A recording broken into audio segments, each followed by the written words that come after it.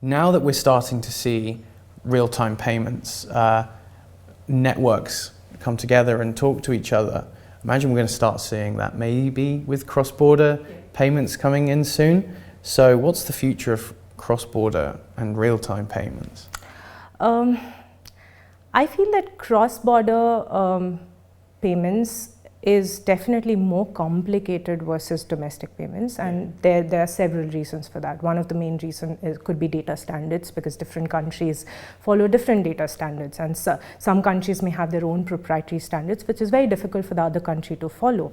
And but I think with the global adoption of ISO 20022, we could see this challenge smoothen out a bit.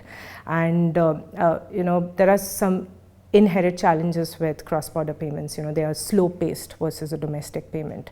Some transactions could take days to process, and as a sender, you won't have exact visibility of your payment status, which could be frustrating. It's also more expensive versus a domestic payment.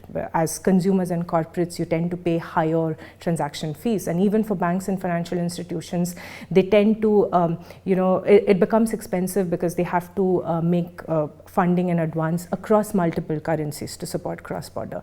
But in that, we have seen a definite demand for cross-border real-time payments.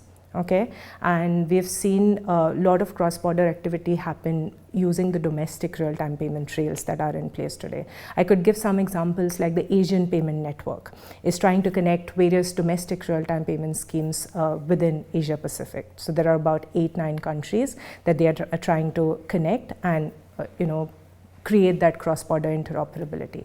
We are seeing the clearinghouse in the US do a pilot on cross-border interoperability with Europe. India has done cross-border interoperability with 4 countries, UK being the latest addition. So we're seeing a lot of cross-border activities between the major economies, and cross-border real-time payments hopefully will become a reality pretty soon.